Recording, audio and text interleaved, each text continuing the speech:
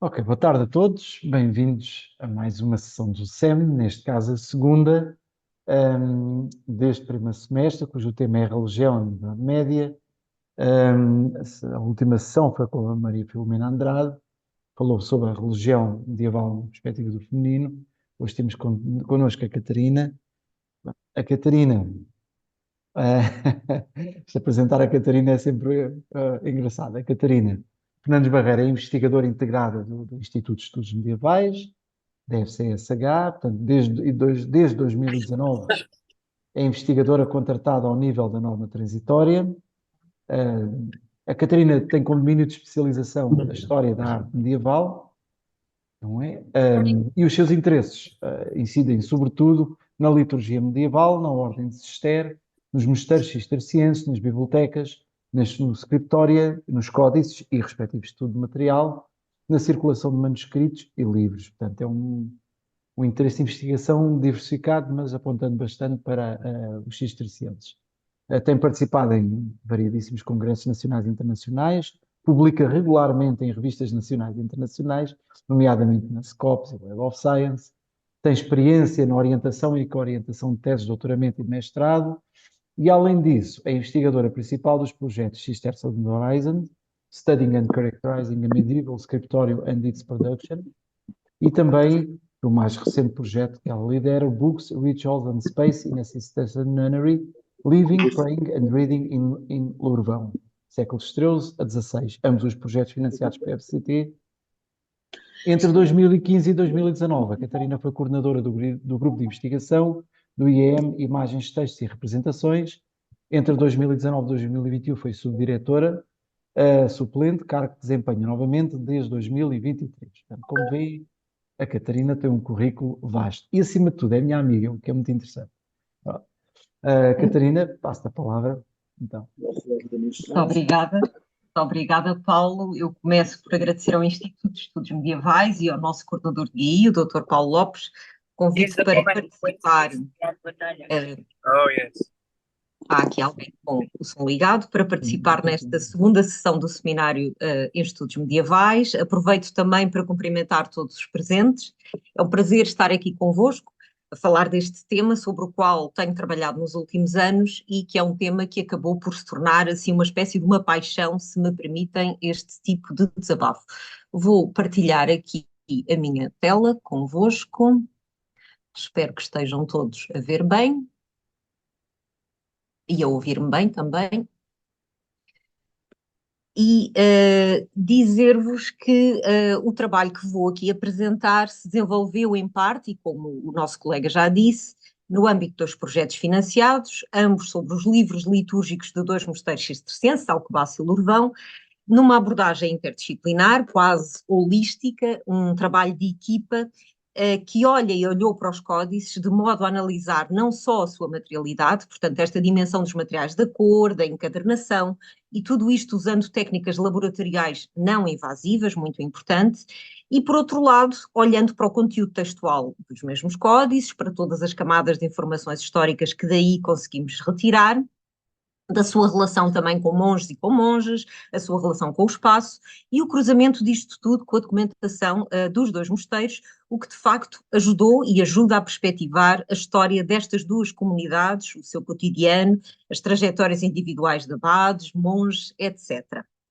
Ora bem, focando-me no tema e tentando ser muito resumida, muito breve, em contexto cristão, esta questão da liturgia é um conjunto de celebrações dirigidas a Deus por um grupo de crentes, por uma comunidade cristã, em particular pelos seus ministros, e cuja complexidade dos procedimentos tem evoluído e variado ao longo dos séculos. A mais importante é a celebração eucarística, mas temos também de referir os vários sacramentos, a liturgia das horas, etc.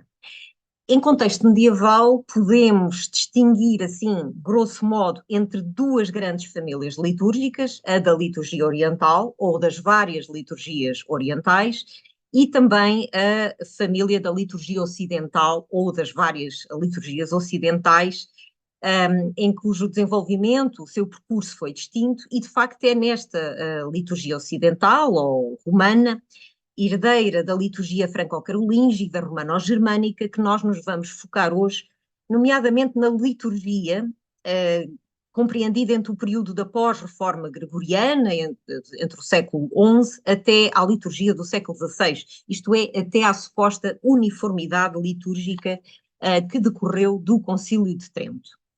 Mas, de uma forma muito breve, a partir de que altura é que os estudiosos começaram a olhar para a liturgia medieval como um tópico de trabalho? E atenção que eu, ao fazer este percurso, tentei aqui ser o mais breve possível e, claro, e fiz muitas opções, deixando de fora muitos nomes, muitos tópicos, mas, de facto, tive que fazer aqui algumas opções ligadas à gestão de tempo. Então, estes estudos em torno da liturgia medieval não são recentes, e podemos dizer que este interesse em torno dos textos litúrgicos medievais começou com os bolandistas, que foram um grupo de padres jesuítas e que foram buscar o seu nome, bolandistas, ao fundador Jean Bolland, no século XVII, que eram essencialmente um conjunto de compiladores que conheceram e divulgaram diversas fontes, nomeadamente fontes ligadas à literatura geográfica, a santos, a beatos, e também aos mauristas, que devem o seu nome à Congregação de São Mauro, que era um grupo de beneditinos, também do século, que iniciou a atividade no século XVII, na primeira metade, e que eram de facto também grandes eruditos, que realizaram estudos bíblicos muito significativos, estudos em torno de autores da patrística, etc. Dos nomes mais célebres deste grupo de mauristas, temos dois nomes que provavelmente já ouviram falar, que dizem respeito aos monges beneditinos Jean Mabillon e Edmond Martin. Ora, foi destes esforços, destes grupos de eruditos, que se fez um catálogo, uma lista documental que se chama a Gália Cristiana, que ainda hoje pode ser consultada e que é consultada, e que é uma grande e vasta obra com vários volumes. Começou por ser constituída por 5 volumes, depois os mauristas acrescentaram, grosso modo, mais 16 volumes, e depois no século XIX e no século XX teve ainda atualizações e revisões. Portanto, esta mega obra, a Gália Cristiana, é de facto uma obra que ainda continua a ser usada hoje. O que é que tem a Gália Cristiana? Tem notas históricas de todas as dioceses e abadias católicas de França, desde os primeiros tempos, bem como dos seus ocupantes, e foi de facto aqui um esforço bastante significativo no sentido de organizar esta informação e também, do ponto de vista litúrgico, de lhe dar algum sentido.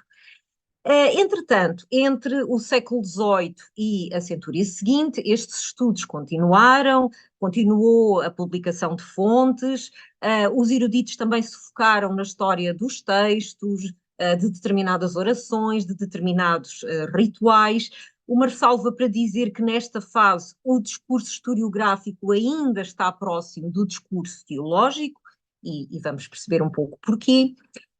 Depois, em meados do século XIX, teve início o Liturgical Movement, em que este estudo das fontes ganhou um novo fôlego através de uma renovação metodológica dos estudos em torno da liturgia medieval, que é muito visível nos trabalhos do padre Michel Andrieux e principalmente do abade Victor Leroquet, este último que publicou também um conjunto notável de inventários, que ainda hoje se utilizam como fonte, eu pessoalmente utilizo-os bastante, relativos aos livros litúrgicos que se encontram em bibliotecas públicas francesas e que podem ser consultados hoje na BNF, no site da Gálica. Dizer também que o Concílio Vaticano II, entre 62 e 65, como um grande momento de reflexão da Igreja, teve também impacto nos estudos da liturgia como ciência teológica, isto é, como um estudo que se foca nas ações simbólicas, rituais, palavras, gestos, e que de facto o Concílio Vaticano II teve também um impacto na renovação metodológica deste campo. Ainda no século passado há um conjunto de nomes de referência para este campo de estudos litúrgicos no âmbito da Idade Média, e principalmente com trabalhos a partir de livros manuscritos e que ainda continuamos a usar hoje, como por exemplo os trabalhos de Cyril Vogel, que se focou principalmente no período entre a Antiguidade Tardia e a Alta Idade Média, e também o padre e professor Aimé Georges Martimor, que tem uma obra vasta, bastante significativa, também no campo da liturgia medieval, nomeadamente para quem estuda a origem e a evolução de ordens e também do seu interesse histórico. Neste campo temos aqui dois cistercienses cuja obra também hoje continua a ser uma grande referência, os cistercienses Placide Vernet e Crisógonos Wagel, este último um monge cisterciense que faleceu em 2008 e cujos estudos críticos de fontes que publicaram são também uma referência incontornável, principalmente para quem estuda liturgia cisterciense. Também não podia deixar de referir aqui, já para o contexto nacional, os trabalhos do professor Joaquim Oliveira Bragança, que são fundamentais, nomeadamente no campo da liturgia bracarense.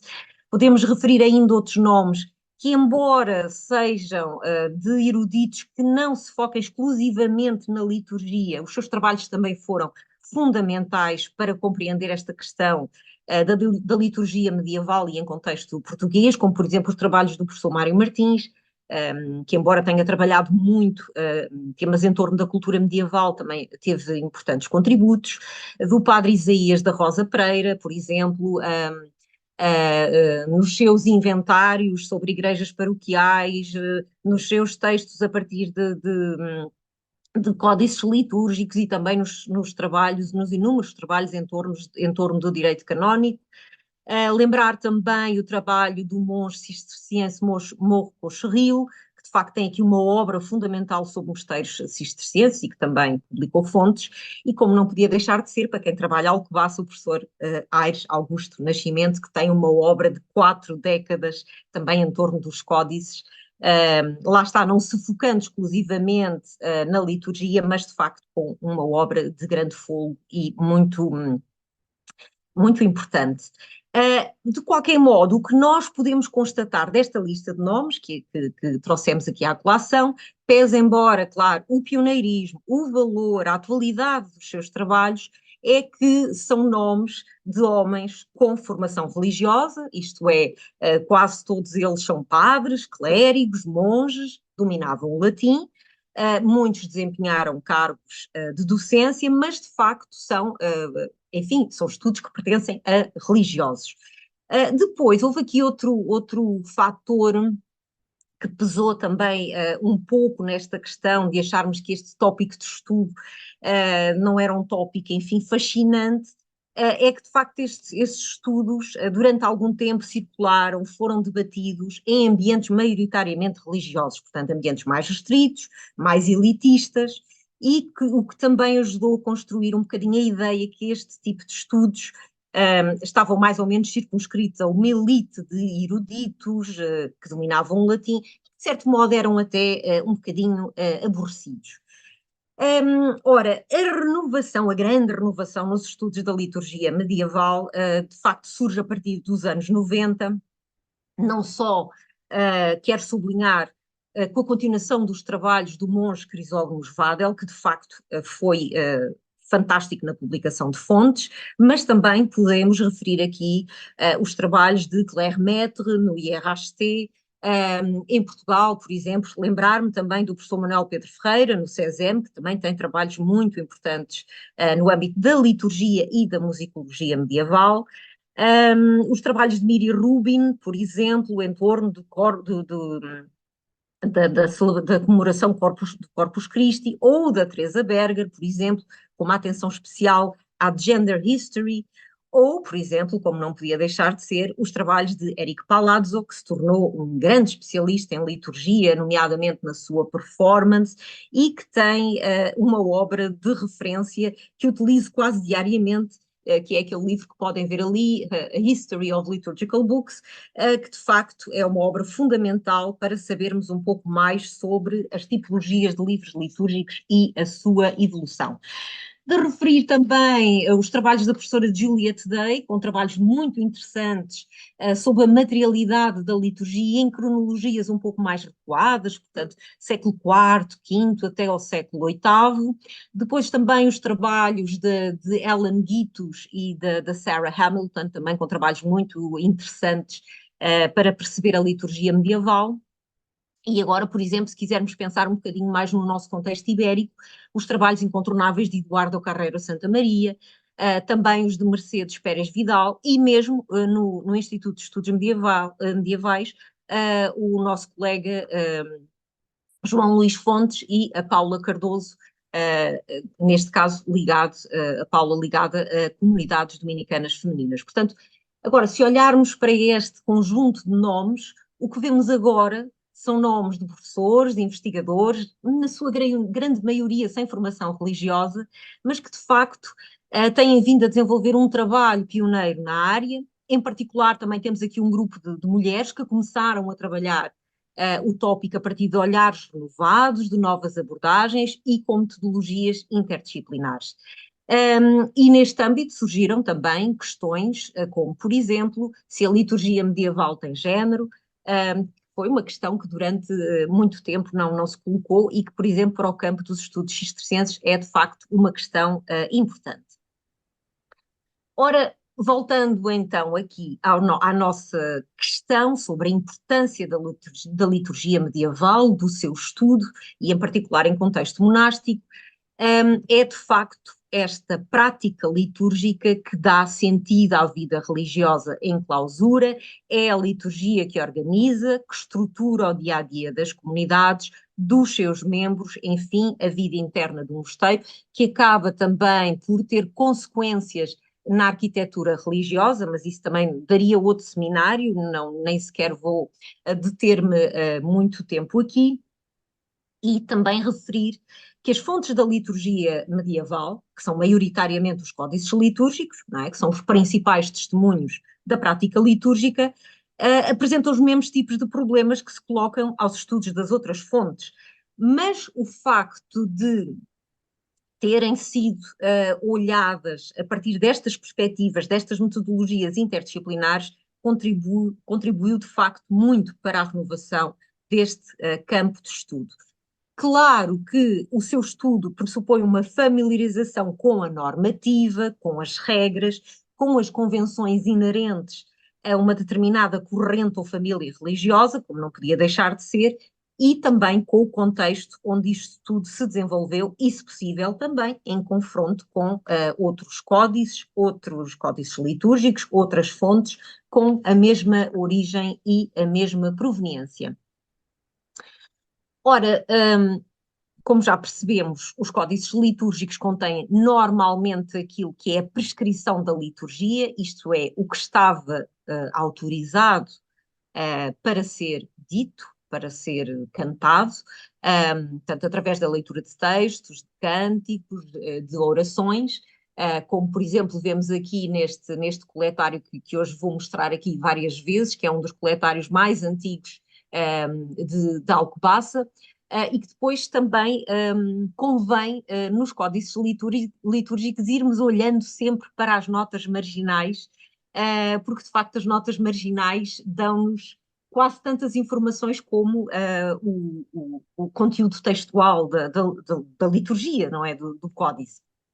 Portanto, é suposto o estudioso a estar familiarizado então com estas questões, não é? Das convenções características de cada ordem, de cada família religiosa e também de quando é que as mesmas foram adaptadas, quando é que se desenvolveram, quando é que apareceram novas, etc.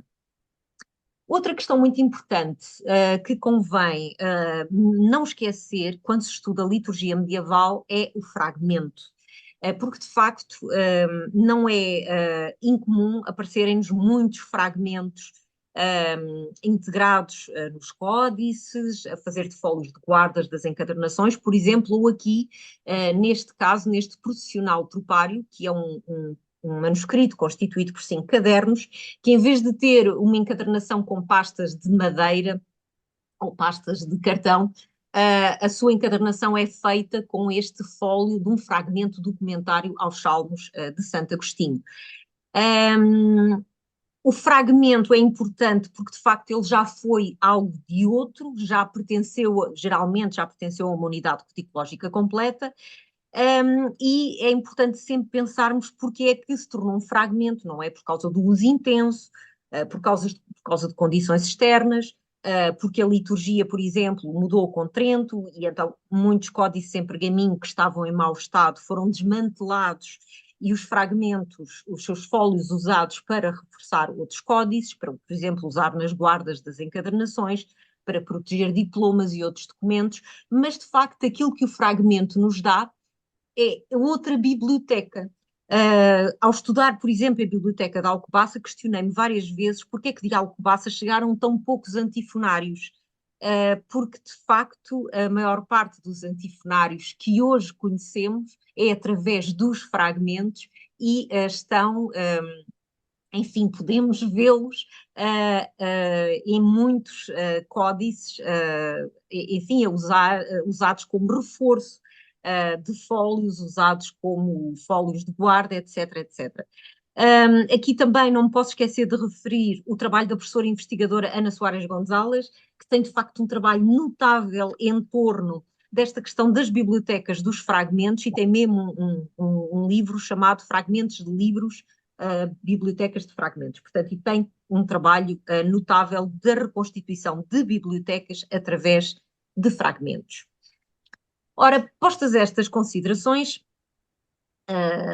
e em torno dos códices litúrgicos, e principalmente em contexto cisterciense, o seu estudo, de facto, é um mundo vastíssimo, e um dos fatores mais sedutores deste campo de estudo é que os códices litúrgicos cistercienses podem ser datados de uma forma muito mais rigorosa do que todas as outras tipologias de livro.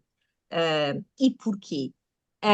Isto a propósito de uma reunião anual que tinha lugar em Citeaux todos os anos, em setembro, à qual deveriam ir todos os abades de todos os mosteiros cistercienses e fazer-se acompanhar de um ou dois monges, enfim, para fazerem de secretário. Portanto, esta reunião anual, uma espécie de reunião de condomínio dos cistercienses, onde eram decididas questões bastante importantes, questões internas à ordem, questões normativas, questões internas dos próprios mosteiros. É muito interessante verificar nos capítulos gerais que era assunto, por exemplo, um abade que tinha levado um códice ou dois emprestado de um cavalo e, por exemplo, não tinha devolvido os códices ou o códice, por exemplo. Isso é um tópico que é ao capítulo geral, mas os capítulos gerais são, de facto, muito importantes porque nos dizem exatamente o momento em que determinada festividade, em que determinado santo foi autorizada a sua celebração, não é em contexto cisterciense, foi introduzido no santoral, de que forma deveria ser celebrado, com que textos, etc. Trouxe aqui, por exemplo, este códice, este missal, o Alcobacense 252, que é um missal muito interessante, que já tive a oportunidade de estudar em equipa, e que, de facto, esta notazinha ali a chamar a atenção, como nós fazemos nos nossos cadernos, este asterisco, a chamar a atenção ali para aquele prefácio, que é referido, portanto, há uma chamada de atenção para este prefácio no capítulo geral de 1221.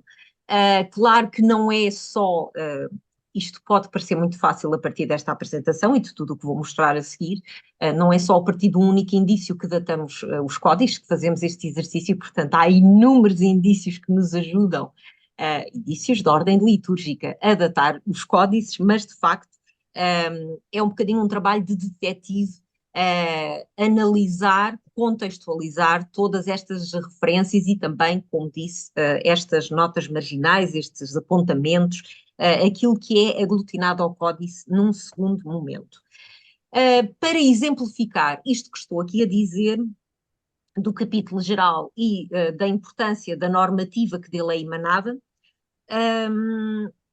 Dizer-vos que, portanto, este capítulo geral, esta reunião anual dos abades acontecia em Citeaux, todos os anos, mas produziam-se textos escritos, não é? Onde estes problemas ficavam registados para a posterioridade e que supostamente cada abade deveria trazer para o seu mosteiro para saber que normas, que novas regras e também do ponto de vista litúrgico, que festividades e como eram celebradas. Por exemplo, dar-vos aqui de forma muito rápida a questão da festa de São Bernardo no contexto do capítulo geral, que nos chegou através dos Statuta. São Bernardo é autorizada a sua celebração com um ofício próprio e com 2 missas em 1175. No entanto, apesar desta solenidade litúrgica com que se assinala a festa de São Bernardo, os monges trabalhavam. Portanto, esta questão depois, os monges vão deixar de trabalhar neste dia, mas de facto, aqui em 1175, a festa é assinalada com um ofício próprio, com 2 missas. Depois, em 1200, é adicionada mais complexidade a esta festa, por exemplo, temos ali a indicação de uma coleta, sabemos que é a partir desta data, 1200, que São Bernardo é introduzido na ladainha dos Santos. Portanto, também constitui uma pista importantíssima quando estudamos ladainhas e códices que têm ladainhas.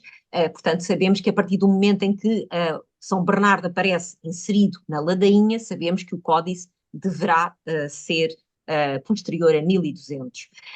Depois, por exemplo, em 1202, há aqui uma complexificação, novamente, da festa de São Bernardo, portanto, sabemos que os missais vão começar com o introito in medio ecclesia, por exemplo, e que há uma nova coleta, e depois a solenidade da festa vai aumentando, portanto, em 1238 volta a ser alvo de tema e volta a complexificar-se e a ganhar uma identidade litúrgica muito própria, os seus textos e a sua celebração, e, por exemplo, em 1285 é feito um hino próprio para a festa de São Bernardo. Portanto, como vemos, através do estudo e da leitura dos Statuta, de facto conseguimos perceber desta complexidade litúrgica e também contribuir para a datação dos códices. Mostrar-vos aqui um esquema que gosto muito de mostrar, que é muito exemplificativo de como é que este estudo é feito. Portanto, quando olhamos para um códice litúrgico, olhamos para o códice como um todo, e, por exemplo, novamente, este coletário ritual, que, como disse, foi dos primeiros códices a ser copiado no Scriptorium Alcobacense, ele é constituído, portanto, ele começa por ter um próprio do tempo ou temporal, que pode ser datado depois de 1175, depois a sua análise exaustiva do santoral ou do próprio dos santos data-o entre 1185 e 1191, depois ele tem mais partes litúrgicas que são mais difíceis de datar, o comum dos santos, a dedicação da igreja, tem outras orações, mas, por exemplo, quando analisamos o ritual da unção dos enfermos, que tem uma ladainha, essa ladainha é, de facto, também deste período, desta janela temporal 1185-1191. Portanto, grosso modo, podemos dizer que este códice ou o núcleo inicial deste códice foi de facto copiado nesta data, portanto entre 1185 e 1191. Depois o que é que aconteceu? Este códice começa a receber adições, ou seja, ele começa a receber aglutinações posteriores a partir de 1202, lá está, com a festa de São Bernardo, com aquela coleta própria que é introduzida pelo Statuta de 1202, depois da festa de Santa Catarina, etc, etc, e vai recebendo aqui adições, aglutinações, até meados do século XV. Portanto, o que nos fala aqui também de um longo tempo de uso deste códice, o que é muito interessante, e de facto Alcobaça tem isto, quase todos os seus códices litúrgicos e testemunham este longo tempo de uso, portanto, em que temos adições até bastante tarde. Algures entre 1260, grosso modo, é-lhe adicionado um calendário. Portanto, alguém no escritório achou que fazia sentido adicionar-lhe um calendário em torno de 1260 e adiciona-lhe então esse calendário, portanto, e também vemos aqui esta questão das camadas dos códices litúrgicos de Alcobaça, que é também uma questão bastante significativa. Portanto, as adições aqui seguiram uma ordem em relação ao núcleo inicial do códice. Portanto, adicionaram-se festas, foram-se aglutinando festas ao fim do códice e depois o calendário adicionou-se ao início e depois este manuscrito foi várias vezes reencadernado. Ora, o estudo dos códices litúrgicos é um estudo que fica bastante enriquecido quando pode ser feito, quando os estudamos confrontados com outras tipologias de códices. Referenciei aqui o estatuto, não é? Portanto, com códices normativos. Cister é de facto uma ordem muito especial, porque não contente com esta legislação, com o estatuto que todos os anos emanavam do capítulo geral, ainda faz compilações de estatuta. As primeiras compilações datam de 1202 e depois estas compilações são impostas, são obrigatórias, todos os mosteiros deviam ter, como assim o refere o capítulo geral de 1204, e depois continuam a fazer compilações, codificações, ou seja, grandes compilações de estatuta em 1220, 237, etc, etc. Temos esta questão das compilações até finais do século XV.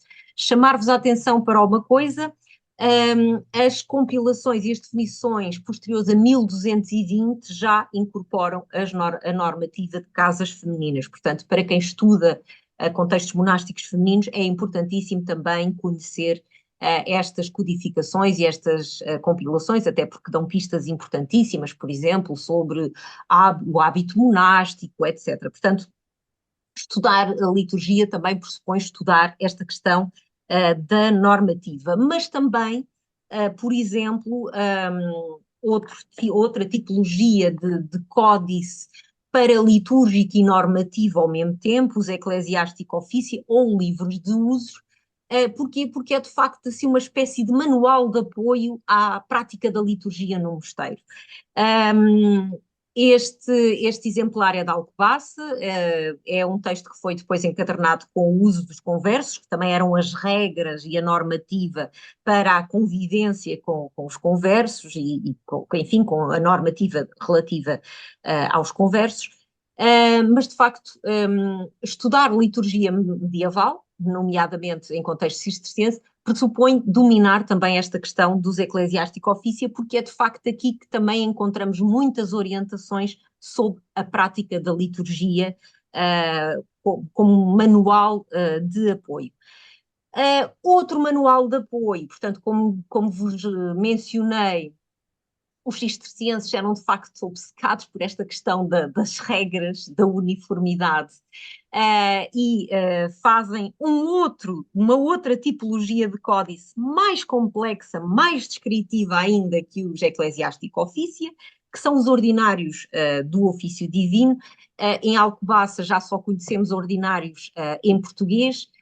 Portanto, enquanto temos eclesiástico ofícia em latim e em português no século XV, em Alcobaça já só conhecemos ordinários do ofício divino em português, e que também são códices que explicam de uma forma muito descritiva como é que a liturgia se praticava, o que se deveria fazer, como, onde, com que oração, e até com o início de pequenas de orações, de cânticos, etc. Portanto, ou seja, estudar liturgia pressupõe também uma grande familiarização com estes códices para percebermos onde é que se estava a cumprir a normativa, como é que estávamos a desviar-nos dessa normativa.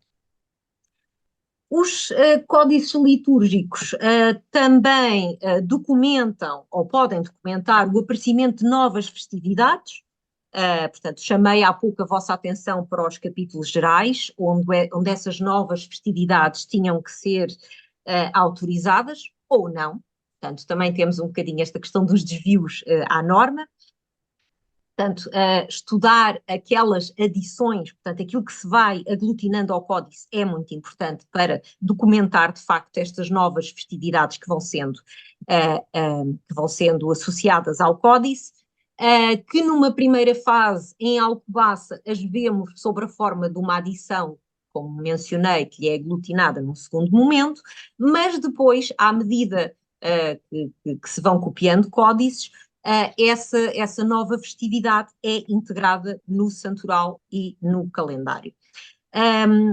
Por exemplo, chama a atenção aqui para esta questão de São Brás, que foi uma festividade que já tive a oportunidade de estudar com algum detalhe para Alcobaça e que estava diretamente relacionada com a presença de uma relíquia de São Brás e como é que essa nova relíquia de São Brás em Alcobaça originou esta questão desta criação deste novo culto, e depois o facto de ter um corpus bastante significativo de vários códices breviários, missais, ordinários, eclesiástico, ofício, e, portanto, inúmeras tipologias, fez com que esta questão de estudar esta celebração fosse possível e de forma diacrónica em Alcobaça, ou seja, perceber em que momento é que provavelmente esta relíquia chegou a Alcobaça, depois quando é que começou a ser celebrada do ponto de vista litúrgico, como, com que solenidade, como é que foi evoluindo ao longo dos séculos, por exemplo, e sabemos que já no âmbito do século XV esta festividade evoluiu para uma grande solenidade, com duas missas e com textos próprios. E vocês perguntam, autorizado ou não pelo capítulo geral? Bem, que haja registro, não. De facto, há 2 ou 3 mosteiros que pedem autorização para celebrar esta festa ao capítulo geral. Infelizmente, de Alcobaça não nos chegou essa autorização, que não quer dizer que não tenha acontecido e não tenha ficado registado, mas de facto é uma espécie de um desvio à norma e que, ao termos este corpus de códices, permite estudar de facto este percurso, portanto, desde do seu início, da sua introdução deste culto e como é que isto foi evoluindo até chegarmos a esta questão das duas missas e textos próprios já no século XV. Os códices litúrgicos contêm muitas informações sobre não só o mosteiro de origem, mas também o mosteiro onde foi usado, que pode não coincidir, não é? O mosteiro de proveniência, o mosteiro de uso, e também por onde os códices circularam. Poderia ter trazido aqui N exemplos, mas apeteceu-me trazer este, porque de facto é um exemplo muito interessante desta questão da circulação e das indicações que os códices possuem. Isto é um cerimonial, é um ritual, portanto é um códice que se chama Ritual de Salzedas, que tive a oportunidade de estar com o nosso colega Luís Reipas, e que se encontrava em Salzedas, na comunidade cisterciense de Salzedas. Acontece que quando começamos a estudar o códice, ele tem o ritual da profissão monástica dos monges, percebemos que o códice foi feito em Alcobaça, para ser usado em Alcobaça, porque o local de profissão dos monges, onde os monges, enfim, faziam o seu voto, a sua profissão, é de facto Alcobaça e é dito claramente no texto do códice.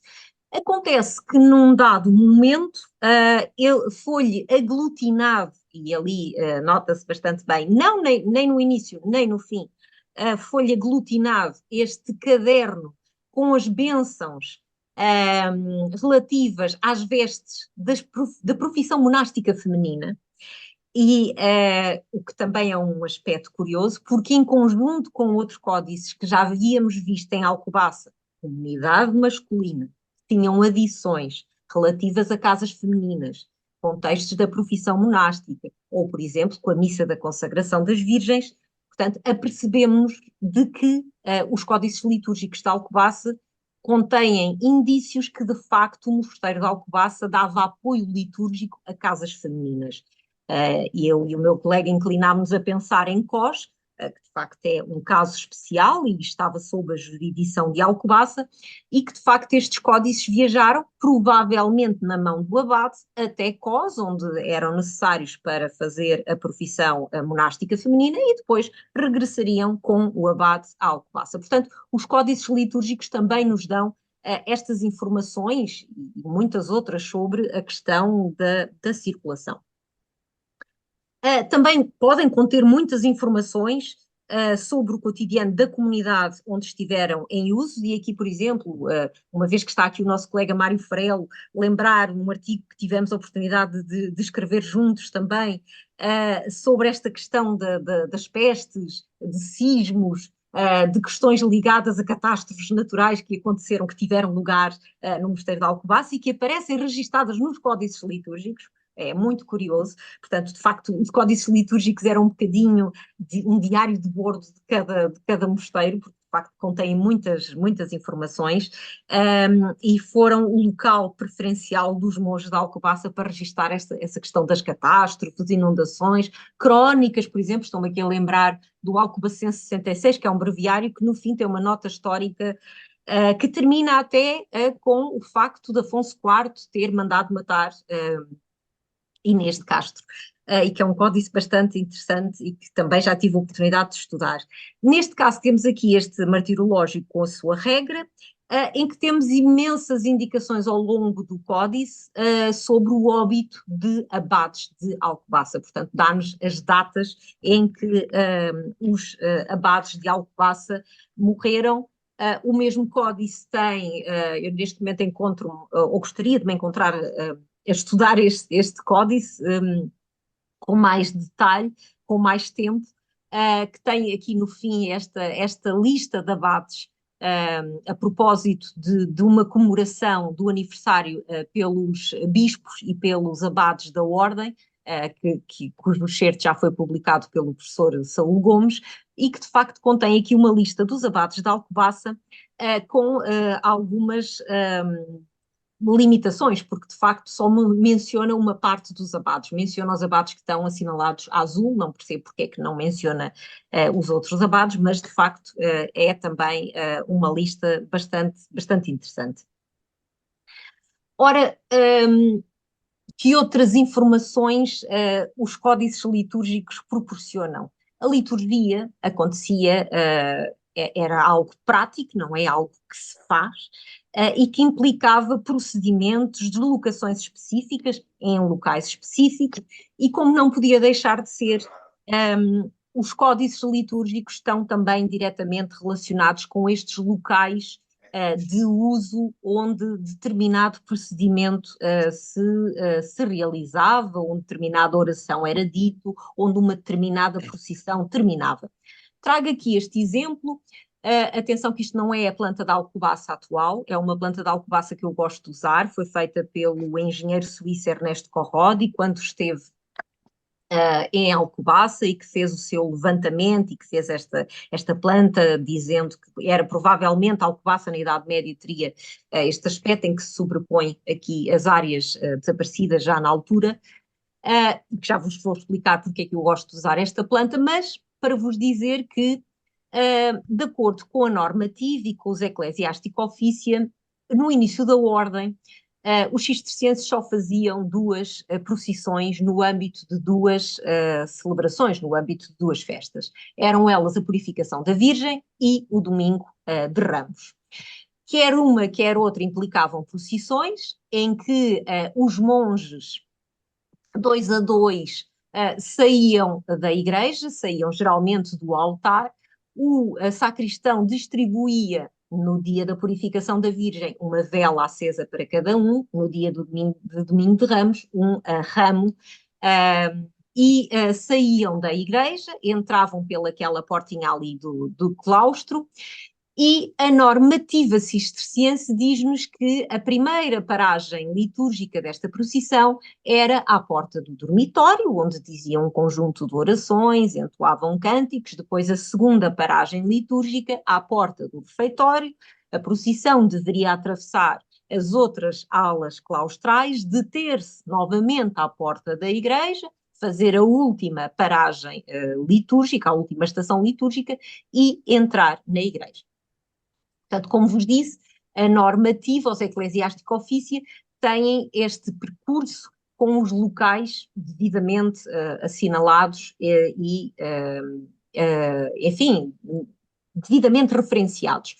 O que acontece é que, já agora dizer-vos que, entretanto, foram sendo acrescentadas mais procissões à liturgia cisterciense, por exemplo, a da Ascensão foi adicionada pelo capítulo geral de 1151, a da Assunção da Virgem em 1223, o Corpus Christi em 1318, portanto foram sendo adicionadas aqui procissões e todas elas seguindo esta ideia da norma, portanto com estas paragens litúrgicas. Aquilo acontece que em Alcobaça o que se verifica é que a primeira paragem litúrgica não era feita à porta das escadas do dormitório, mas era feita à porta da sala do capítulo. Porquê é que isto acontecia em Alcobaça? Posso dizer-vos que isto deu origem a um grande debate científico, quer na arbitragem de um texto para uma revista da Web of Science, quer também pela senhora diretora do mosteiro de Alcobaça, por causa dos problemas que esta questão levantava. E, de facto, ao confrontar estas fontes todas, com os códices litúrgicos, os eclesiásticos ofício, os ordinários do ofício divino, os profissionais, etc., etc., o que verifiquei numa boa porção deles é que, de facto, a primeira paragem litúrgica era feita à porta da sala do capítulo. Ora, porquê que este desvio acontecia em Alcobaça? Foi necessário ver outras fontes, ver outros indícios, dizer-vos que isto é uma imagem do transepto da igreja de Alcobaça. Aquela portinha que ali vemos era a porta que dava acesso ao dormitório. Os monges, para celebrar a primeira hora litúrgica, a hora de matinas, às 2 e pouco da manhã, não atravessavam geralmente o claustro, mas saíam diretamente do dormitório por esta porta, que na altura teria uma escada muito provável de madeira, ali arrumadinha à parede, portanto os monges desciam do dormitório por essa escadinha, instalavam-se no coro e celebravam a hora de matinas. Acontece que tenho a teoria que até ao século XVI Alcobaça não teve outra escada que ligasse o dormitório dos monges à igreja e não a teve ligada ao claustro. Porque não faço a mínima ideia. Não só tenho os indícios dos códices litúrgicos, que mencionam sempre a primeira procissão, a primeira estação litúrgica à porta da sala do capítulo, mas porque, por exemplo, Frei Manuel dos Santos faz alusões a essa questão e depois o próprio Ernesto Corrodi, quando faz o levantamento e a planta, dá esses indícios. Então, o que é que se passou? O que é que Alcobaça tinha de tão especial? Portanto, vemos ali a escadinha ali assinalada a vermelho, portanto, os monges durante, enfim, entre os finais do século XII até aos inícios do século XVI, só tinham acesso, só conseguiam descer do dormitório para a igreja pela escada de matinas. Dizer-vos que o espaço B, que estaria por baixo dessa escada, é o espaço da sacristia, e o espaço C é um espaço onde estavam guardados os códices de Alcobaça. Como é que o sabemos? Sabemos também, por exemplo, pela visitação a Alcobaça de 1484. Essa visitação dá-nos muitas indicações sobre os livros, diz-nos que os livros estavam aqui guardados, neste espaço C assinalado ali com a seta azul, e que era necessário construir novas prateleiras. Mas estou-me a dispersar. O que é que nós temos de interessante? Temos que o facto de não termos esta ligação do dormitório ao claustro devia causar muitos constrangimentos e quando Dom Manuel, no âmbito do seu reinado, houve muitas intervenções, muitas obras de melhoramento, recomendadas também por esta visitação de 1484, ao mosteiro, e uma das coisas que se faz e que temos documentada é que se destruiu a sacristia medieval, construiu-se uma nova, destruiu-se a sacristia medieval, destruiu-se esta divisão onde estavam os livros para construir esta escadaria que ali vemos na fotografia a preto e branco. Portanto, no século XVI fez esta escadaria, Era por esta escadaria que no século XVI os monges acediam então ao dormitório. Mas o que é que aconteceu à liturgia? Bem, era hábito pararem à porta da sala do capítulo e de facto mantiveram um bocadinho essa tradição. Em códices posteriores a estas intervenções, os monges continuam a parar à porta da sala do capítulo para celebrar a primeira estação litúrgica. Os monges de Alcobaça foram muito conservadores nos aspectos e muito inovadores noutros. O que é que acontece a esta escada? Porquê é que nós não temos acesso a ela hoje? Porque, entretanto, Ernesto Corrodi vai à Alcobaça, faz o seu estudo, o seu levantamento, documenta esta escada, dizendo que ela não existia antes do século XVI. E o que é que acontece depois, durante o Estado Novo, durante aquelas obras de conservação e devolução do edifício de Alcobaça à sua pureza inicial? Estas escadas foram demolidas, reconstruiu-se a sacristia medieval, a sala dos livros, que hoje serve para guardar, creio eu, materiais de limpeza, e construiu-se aquela escada, que é hoje a escada que todos acedemos ao dormitório dos monges, o espaço F. Este espaço F, na minha teoria, é um espaço inventado pelo Estado Novo, porque de facto não aparece mencionada nos códices, em nenhuns, não aparece mencionada no estudo e no levantamento que Ernesto Corrodi faz, não aparece mencionada na descrição do mosteiro do Frei Manuel dos Santos. Portanto, como vocês podem ver, o cruzamento destas fontes todas, nomeadamente a partir dos códices litúrgicos, pode nos dar informações fraturantes como esta para a planta do mosteiro de Alcobaça. Portanto, a minha teoria é que, de facto, aquelas escadas F, foram, de facto, inventadas pelas obras de integração e restauro do Estado Novo. Ora, os códices litúrgicos, vou voltar a mostrar a planta de Ernesto Corrodi, porquê? Porque tem aqui este espaço que nós sabemos que existiu, portanto, está documentado, aparece em vários códices, aparece em outro tipo de documentação, outros indícios que, de facto, aqui neste local, nesta Galilé, em Alcobaça, este local chamava-se Capela dos Reis, e nesta capela estavam os túmulos de Afonso II e sua mulher, Afonso III e sua mulher e 3 infantes. Portanto, este espaço era significativo em termos de escala e albergava estes túmulos todos. Não só temos documentado este espaço através dos códices litúrgicos e de apoio à liturgia, como também temos o espaço documentado na visitação, novamente, de 1484, em que o visitador diz para se taparem os túmulos com melhores panos, porque sabemos que os túmulos na Idade Média estavam tapados, até para se fazerem vitrais para este espaço. O que acontece é que o abade Dom Jorge de Melo, entre 1510 e 1519, desmantela este espaço, e isso é importante. Porquê? Porque ao longo da Idade Média e até aos inícios do século XVI, este espaço, a Capela dos Reis, era a primeira estação litúrgica de um conjunto de outras procissões que se faziam em Alcobaça e que também aparecem nos códices litúrgicos, e que era então a primeira estação litúrgica. Portanto, a procissão tinha início na Capela dos Reis, que de facto deveria ter uma escala bastante significativa. Esta procissão iniciava-se aqui, atravessava toda a igreja, fazia a segunda estação litúrgica no altar, depois dirigia-se até ao claustro, fazia a terceira estação litúrgica à porta da sala do capítulo. Desculpem, falta-me ali a quarta estação litúrgica, que também durante algum tempo me criou muitas dúvidas, mas que, porque a quarta estação litúrgica aparecia sempre mencionada como no cemitério dos monges, e de facto era nesta aula claustral, novamente o Frei Manuel dos Santos, na sua descrição, que me deu aqui uma grande ajuda. É nesta aula claustral oposta que de facto se sepultavam os monges, e era onde se fazia a quarta estação litúrgica. Depois os monges entravam novamente na igreja e estava esta procissão feita.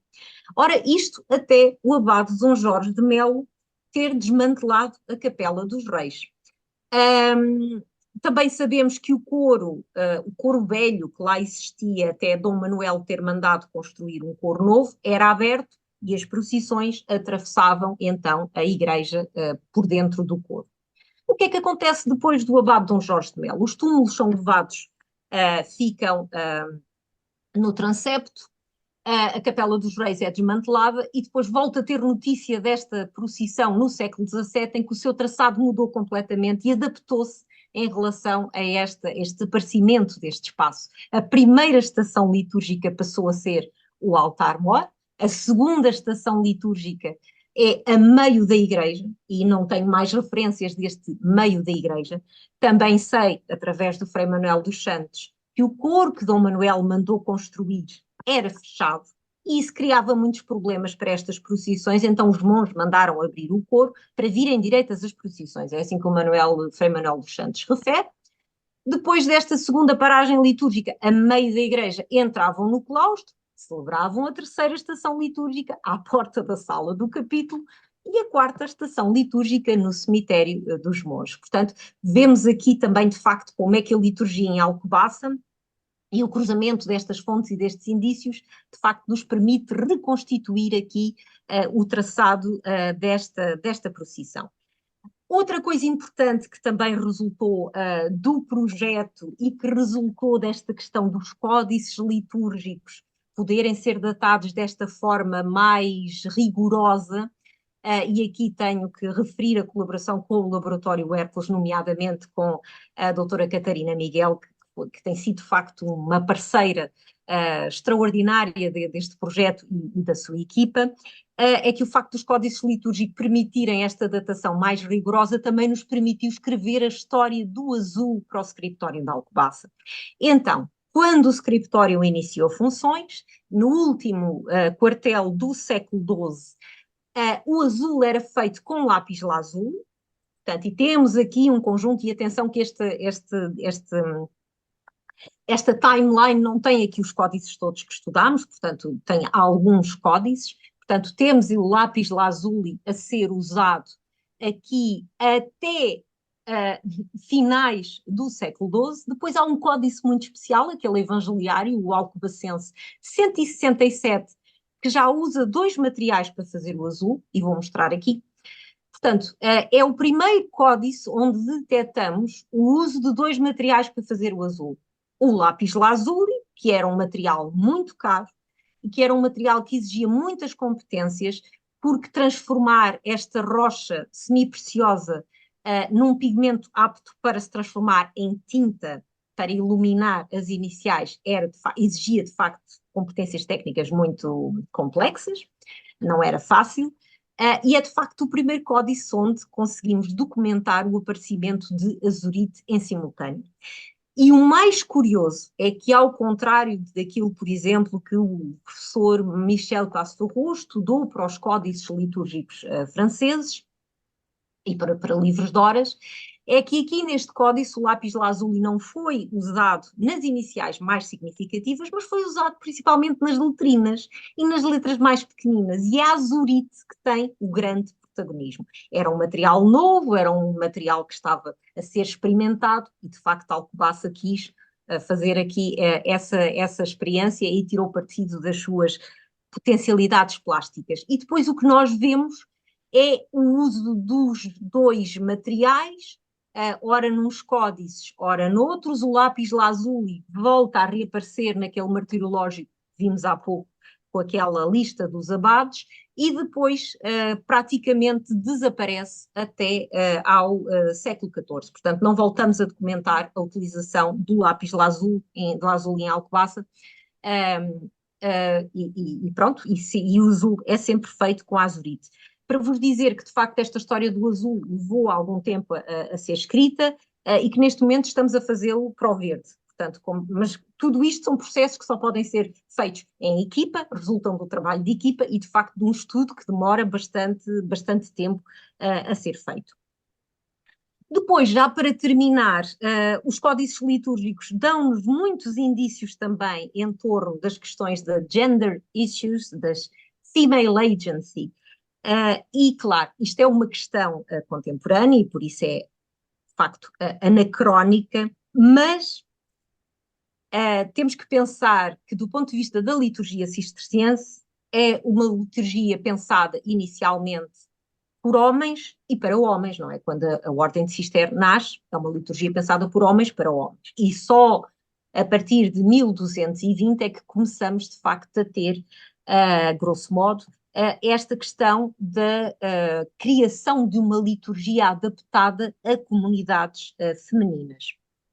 Portanto, o papel das mulheres na liturgia também é geralmente um papel secundário, sem grande protagonismo, mas o que temos vindo a verificar, por exemplo, para alguns códices de Lourvão, é que há de facto aqui um esforço em destacar o protagonismo feminino, e trouxe aqui este cerimonial do Lourvão, em que a cada passo, abade e abadesa e sacristã e comunidade participam ativamente na performance litúrgica. É muito interessante porque, de facto, este códice, este cerimonial, confirma aqui esta questão da importância desta, enfim, este assumir do papel feminino também na liturgia e que é um papel aqui a par um bocadinho do abade. Portanto, a abadesa está aqui também com um papel de destaque nas cerimónias litúrgicas.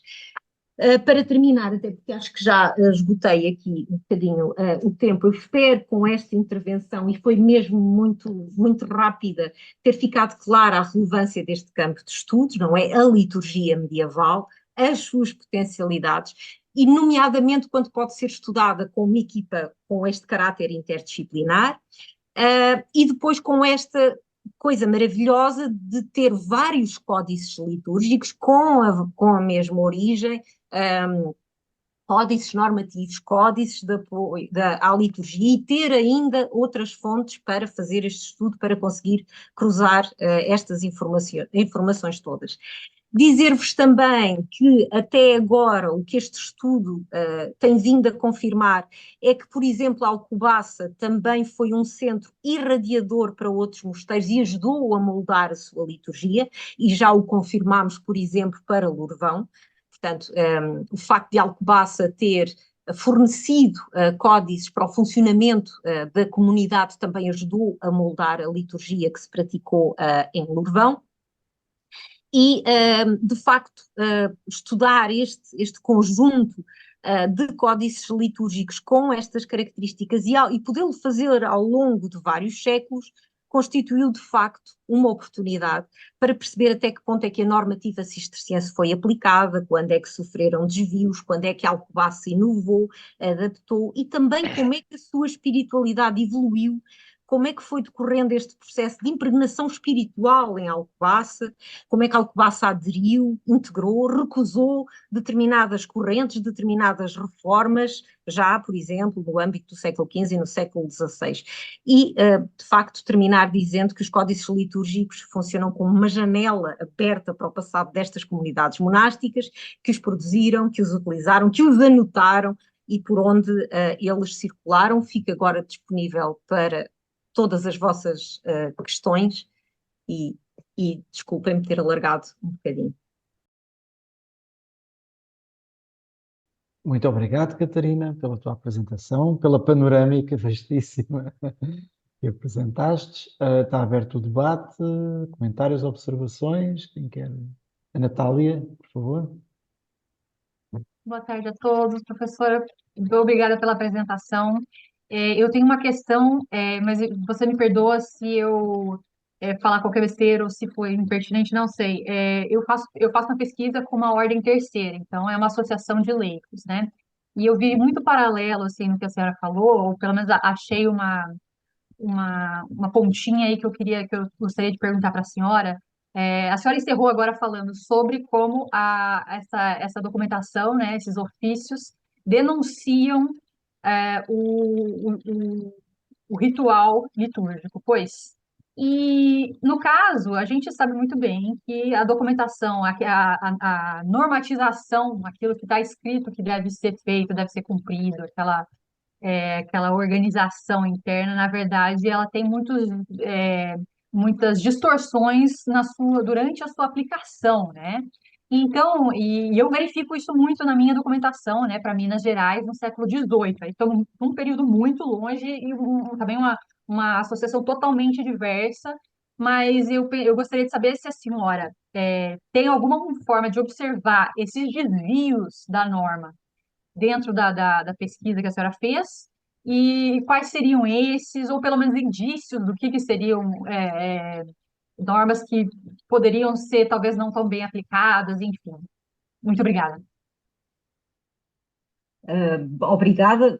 Vamos ver se eu consegui perceber bem a sua questão. Portanto, eu dei aqui exemplos de como é que essa norma não foi seguida. Por exemplo, a questão das procissões em contexto cisterciense, dizerem sempre para a primeira estação litúrgica ser à porta das escadas que levavam ao dormitório, porque, porque os mosteiros cistercienses são todos muito parecidos na sua planta. E porquê? Porque, de facto, a uniformidade da liturgia também ajudou a definir aqui a questão da planta. Eu disse-vos há pouco que não queria debruçar muito sobre a questão da arquitetura e da sua uniformidade, mas, de facto, a questão da arquitetura cisterciense ser muito parecida tem a ver com esta questão da liturgia. Portanto, a liturgia também ajudou a definir isso.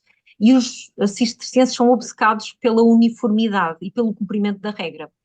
Portanto, quando eu tenho uma normativa que me fala de uma paragem litúrgica sempre no mesmo lugar e em Alcobaça param noutro, eu fui a correr tentar explicar porque é que Alcobaça, não é? Portanto, é um dos desvios à norma. O outro desvio, que não é propriamente um desvio, foi a questão, por exemplo, da celebração de São Brás. São Brás é um santo que temos documentado nos capítulos gerais 2 pedidos de autorização para a sua celebração para 2 mosteiros em concreto. Portanto, São Brás não era um santo celebrado por toda a ordem. E o que nós vemos, por exemplo, nos códices de Alcobaça é que, graças à presença da tal relíquia que referi, São Brás é celebrado, e creio com, como disse, com textos próprios. Portanto, e de facto não há essa orientação do capítulo geral de ser uma festa universal para toda a ordem se celebrar. E de facto Alcobaça fê-lo. E como temos para São Brás, temos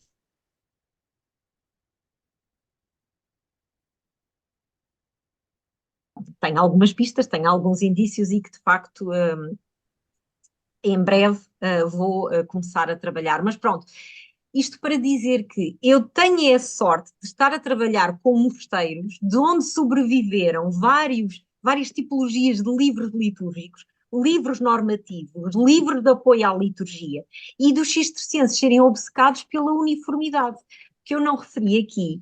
Mas os cistercienses eram tão obcecados pela uniformidade e por esta questão de todos fazerem igual e da mesma forma, que há prescrições para isto. Portanto, todos deveriam ter os mesmos códices, etc, etc, e chegaram mesmo a fazer um códice modelo, que diz o códice para circular entre todos os mosteiros, para que todos celebrassem a liturgia daquela maneira.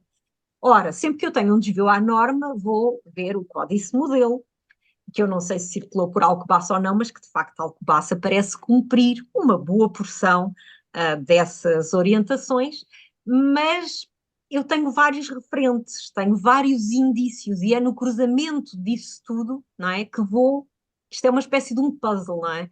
E é no cruzamento desses indícios todos e destas fontes muito diversificadas que de facto também se conseguem obter estes dados. Não sei se respondi de forma eficaz à sua questão. Só mais uma coisa, parece enganador quando olhamos para os 2 projetos, e de facto, para a IFCT, e se tiver aqui alguém da IFCT que me perdoe, para a IFCT, de facto, o corpus cronológico, não é? O âmbito cronológico a estudar é sempre ou século XII ou século XIII até ao XVI, mas o que aconteceu nos 2 projetos é que estudámos sempre os códices posteriores, porque no período pós-Trento, Alcobaça e a congregação de Alcobaça foram muito conservadoras, os mosteiros foram muito conservadores e seguiram a liturgia medieval. E sempre que me falta uma pecinha do puzzle, se eu for ver o que é que acontece em códices posteriores, eu tenho muitas pistas. Por exemplo, para aquela procissão, eu sei como é que ela era até ao início do século XVI, e depois consegui ver o seu trajeto já século XVII para a frente. Porquê? Porque continuamos a ter códices litúrgicos posteriores. E esses códices litúrgicos posteriores dão-nos muitas pistas. E também nos falam muito desta identidade muito cerrada que os cistercienses tinham.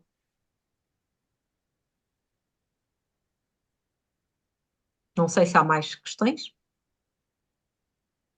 Observações, comentários, ninguém tem deste lado. João Luís, tem sempre. A ideia era tentar captar estudiosos também para se desenvolver este campo de estudo, não é? Portanto, mostrando as potencialidades que os códices litúrgicos encerram. Hum. De facto, são Já, um pequeno mundo. sim. Eu já agora eu faço só uma questão, levanto uma questão em relação especificamente ao baseado do. Mário, vou passar ao Mário que tem aqui uma questão. Conseguem ouvir? Sim, sim. Pronto. Bom, obviamente eu estou como um bocadinho a jogar em casa, porque na verdade eu conheço bastante bem o trabalho da Catarina e aproveito, obviamente, por felicitá-la e por agradecer, de facto, esta, esta exposição 360 graus, se quiser, que obviamente é extremamente interessante e útil. Bom, eu tinha duas perguntas. Uma delas é um bocadinho ingrata, porque na verdade eu não sei se conseguirá responder, porque obviamente provavelmente não haverá informação. Mas era pensar um bocadinho nesta questão do localismo, portanto, da capacidade de adaptação dos cistercienses de facto aos desafios da norma. Portanto, e como os cistercienses, sobretudo da Alcobaça, não é, reagem a essa tensão entre, por um lado, ter que respeitar a norma e, por outro, ter que, na verdade, se adaptar a ela quando essa norma não pode ser, de facto, levada a cabo. E nesse sentido, falaste muito bem de alguns aspectos a nível da organização dos códices, da liturgia, a nível da circulação dentro da igreja. E a minha pergunta era no sentido, se tu vês essa adaptação em outros locais, por exemplo, até que ponto, até que ponto essa adaptação foi, diríamos, algo manifestado em todos, praticamente todos os aspectos. Ou seja, há algum aspecto desta vida de ciência e do que tu conheces em que não houve, de facto, essa adaptação? Porque, na verdade, nós vemos-la na própria edificação, não é, do mosteiro, da igreja, vemos-la na questão da organização das procissões, vemos-la na organização dos códices. De uma forma geral, tu vês essa capacidade, de facto, de adaptação, de facto, de tentar utilizar, ou seja, adaptar essa normativa às condições locais em muitos outros aspectos, ou é, de uma forma geral, muito fixada na questão da liturgia, nessa questão da ligação com o divino, ou tu vês essa adaptação em mais outros aspectos? E a minha segunda pergunta é, de uma forma geral, como tu fizeste um importante trabalho de caráter historiográfico, perguntar-te como vês o futuro do estudo da liturgia em Portugal. Obrigada, Mário. De facto, é verdade. O Mário fez uma parte e acompanhou uma parte deste trabalho comigo, e, de facto foi importantíssimo este trabalho que desenvolvemos também aqui os dois, até a perceber esta questão que mencionei, não é? De ser nos códices litúrgicos o suporte preferencial para registro de falta de azeite, de pestes, pestilências, doenças, um terremoto. Portanto, o facto dos monges elegerem aqui os códices litúrgicos como suporte para registarem estas desgraças é um tópico bastante importante e que eu e o Mário trabalhámos e que o Mário também me ajudou bastante a perceber. Sobre a tua primeira questão, ou se, ver se eu percebi bem, se há aqui de facto uma opção de algo que passa com o cumprimento da normativa sempre, ou se há alguma flexibilidade.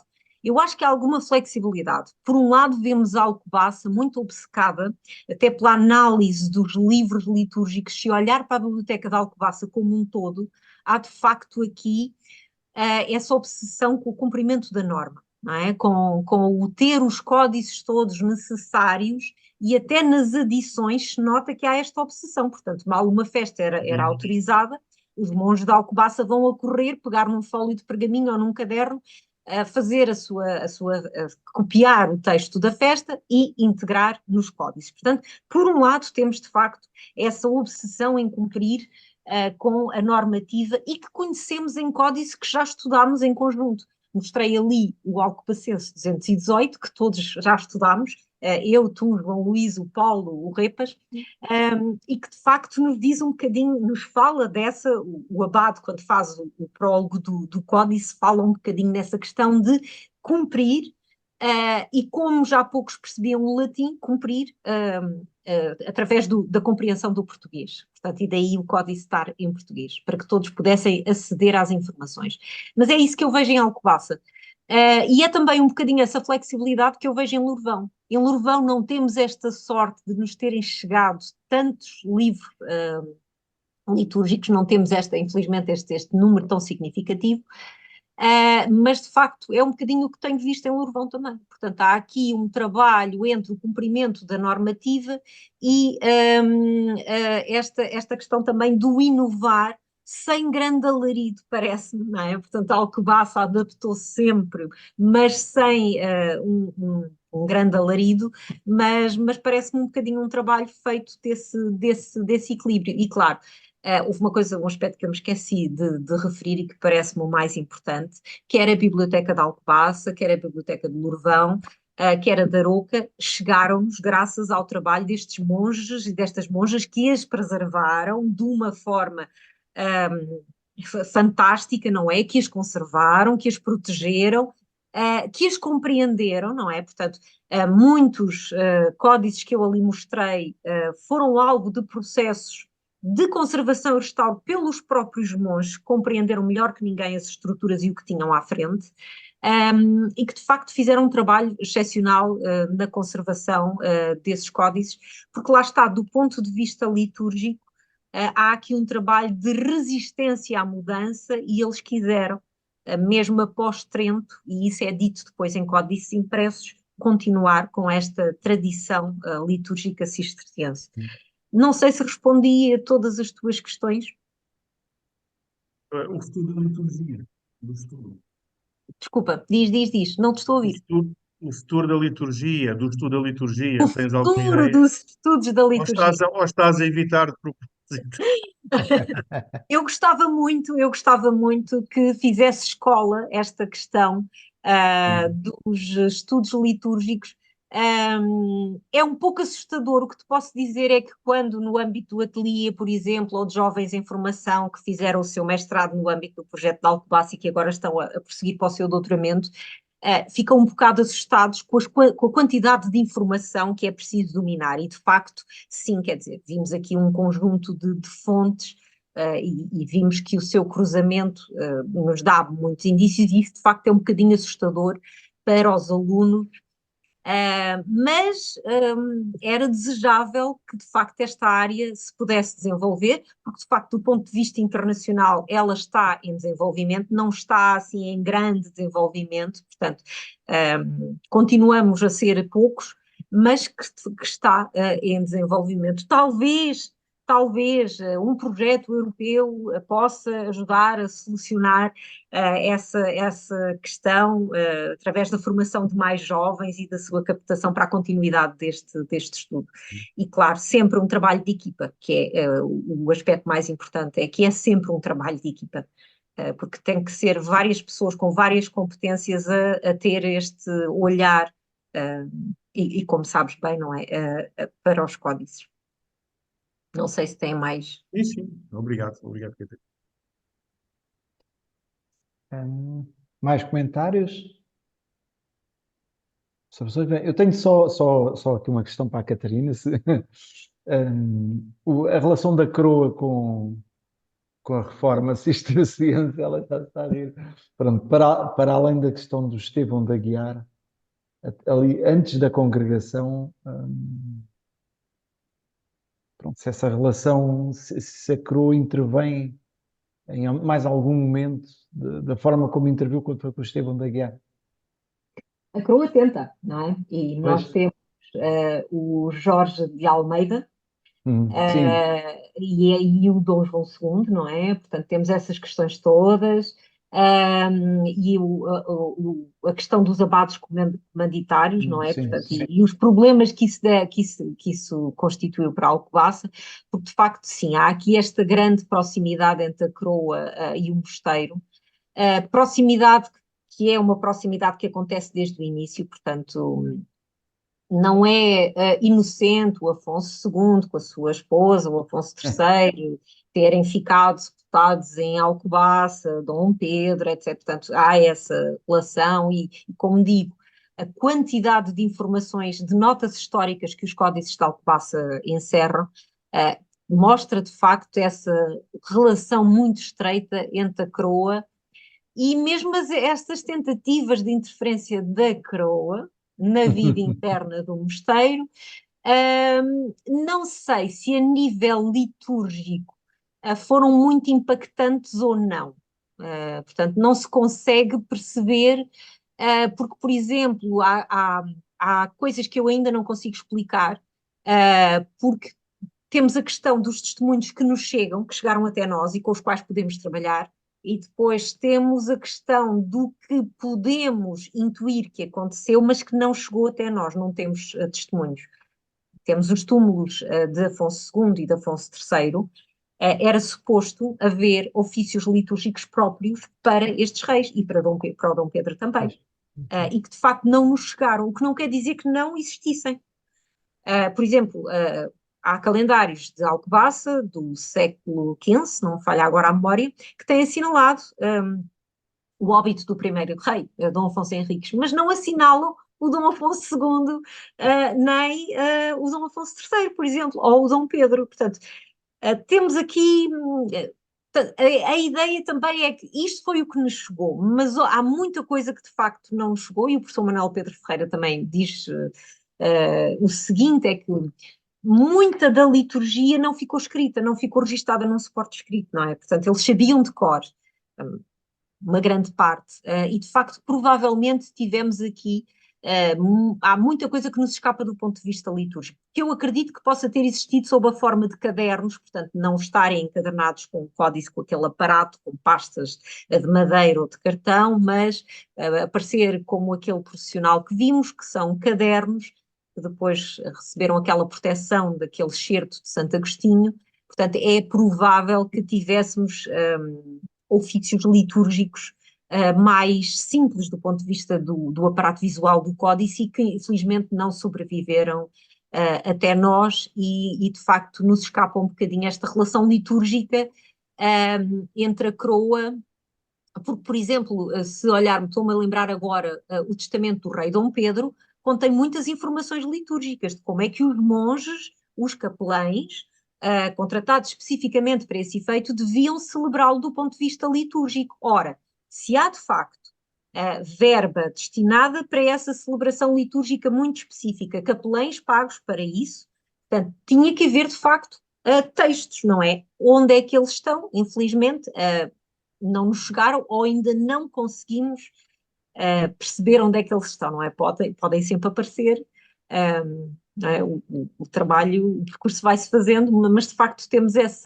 por vezes temos essas lacunas, como por exemplo os antifonários, não é? Temos antifonários numa boa porção de mosteiros cistercienses e para Alcobaça temos muito poucos. E onde é que eles estão? Aparecem sob a forma de fragmentos, fólios de guarda, reforços de encadernações, etc. Portanto, Ok. por exemplo, para responder também ao Mário, a questão da normativa, cumprimento e não cumprimento, nos finais do século XV, 1470 e tal ou 80 e tal, há um estatuto que diz para todos os mosteiros cistercienses fazerem um inventário da sua biblioteca, e é nesse âmbito que nós temos o inventário do abade bibliógrafo Pierre de Viré, o inventário também do mosteiro de Citeaux. Portanto, é nesse âmbito que se fazem inventários e eu não acredito que Alcobaça não tenha cumprido com esse estatuto e que não tenha feito também o seu inventário. Onde é que ele para? Não fazemos a mínima ideia, até agora ainda não tivemos nenhuma pista que ele pudesse existir, mas Tanto que o inventário mais antigo da Alcobaça é do século ou XVI ou XVII. Mas, de facto, por exemplo, é dessas questões do cumprimento da normativa e do chegar ou não chegar aos nossos dias determinados códices, determinada documentação. Ok, obrigado, Catarina. Já agora está aqui no chat uma questão da Ana Pina. Sim. Questão a título de curiosidade, sendo o lápis lazuli um pigmento extremamente caro e complexo de obter, a utilização de tinta azul e relativamente ao uso de azurite no mosteiro, há registros ou indícios do porquê da recorrência ao azurite e podia isto ser motivo de regulamentação dentro da ordem? Ou seja, seria o uso de azurite imposto pela própria ordem? Não há nada no estatuto a que nos falem deste material. Os assuntos internos dos scriptórios cistercienses não eram, de facto, assuntos que fossem, infelizmente, que fossem levados ao capítulo geral. Portanto, há esta questão da circulação dos códices, de um códice que foi emprestado e não foi devolvido, ou um cavalo, ou etc, etc, ou do enterramento impróprio de uma dama ou de uma rainha, etc, etc. Portanto, estas questões vão todas à tal Assembleia de Condóminos Cistercienses, mas, de facto, os materiais não, e é pena. E de Alcobaça também não nos chegou nenhum registro. Eu acho que a predominância do uso da azurite sobre o lápis lazuli teve a ver com questões monetárias e do próprio pigmento. É mais difícil de trabalhar, portanto, o lápis lazuli é muito caro e vinha do Afeganistão, portanto, não se produzia na Península Ibérica, portanto, e era de difícil aquisição, enquanto que a azurite abundava nas nossas minas. Portanto, esta substituição deste material para produzir o azul tem aqui várias justificações. Facilidade, são justificações também económicas, não é? E de facto tem a ver com isso, mas infelizmente o capítulo geral deixou-nos muito poucas informações sobre esta questão dos materiais da cor, não é? Eram matérias assim um bocadinho menos nobres para debater no capítulo geral, infelizmente.